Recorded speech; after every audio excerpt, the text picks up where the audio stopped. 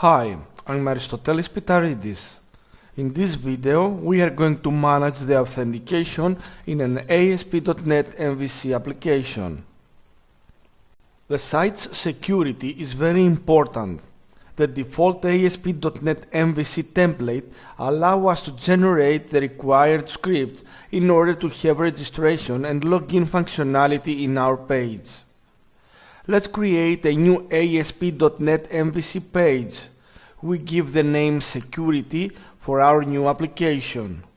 We make sure that the MVC template is selected and we click the OK button.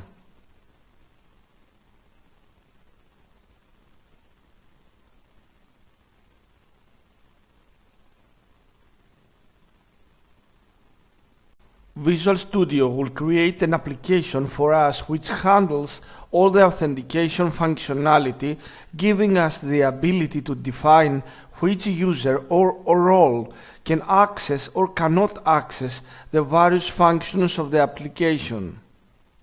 Let's run the application so that we will have a look at the login and registration system for the application.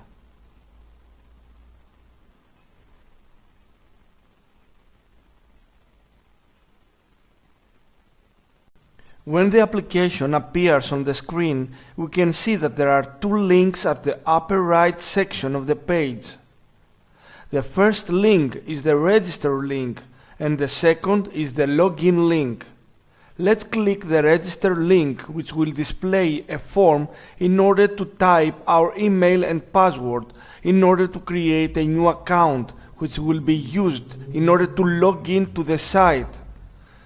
There is one more way in order to create accounts for our site using external services like Microsoft's, Twitter's, Facebook's or Google's authentication system.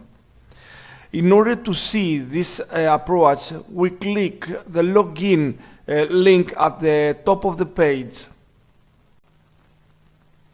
As we can see, in order to log in, we have to type our email and password.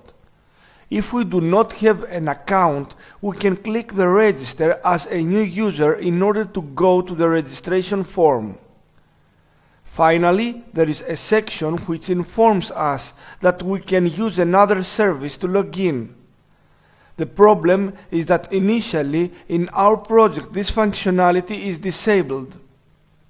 In order to enable it, we have to open the file startup.auth.cs file, which is located in the Upstart folder of our application.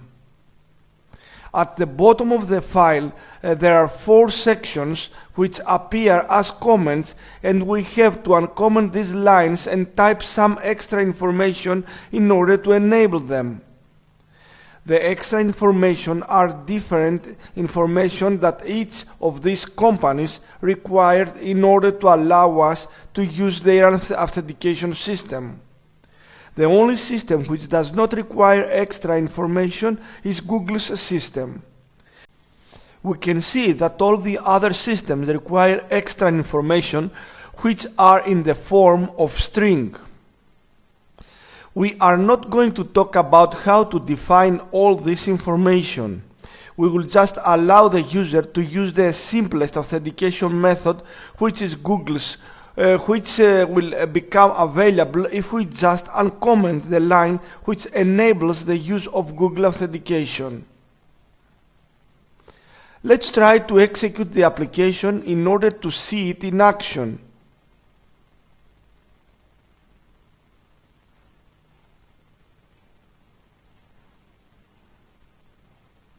Now we can click the login link and the login form is not the same. There is a Google button which will allow us to log in to the site using the Google account. Let's click it to see how it works.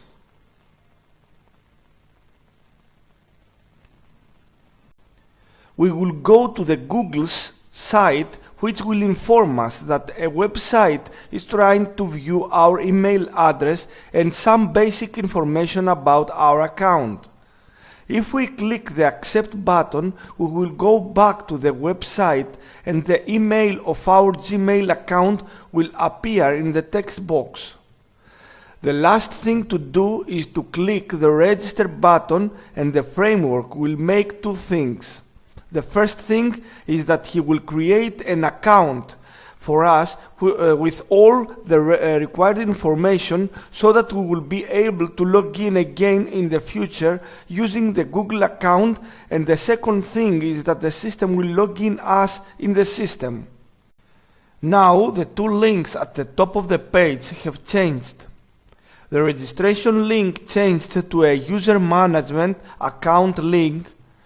If we click the manager account link, we will be able to manage our account. For example, we can create a password because we do not have a local account. Do not forget that we logged in our system using the Google's account. If we have a local account, the system will allow us to change it. The second link was the login link, which has been replaced by the logoff link. If we click the link, we will be able to log off from the system.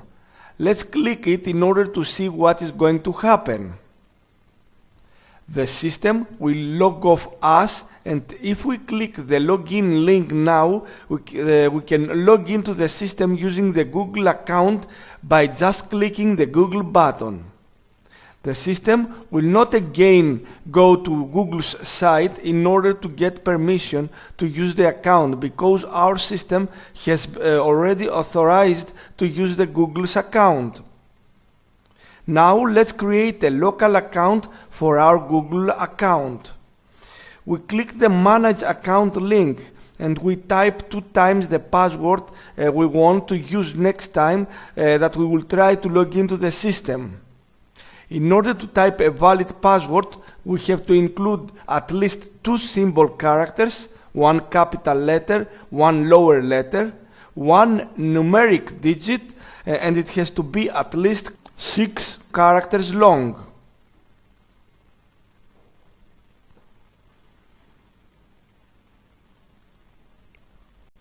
When we finish with the password typing, we click the Set Password button and a message will appear in order to inform us that the password has been changed.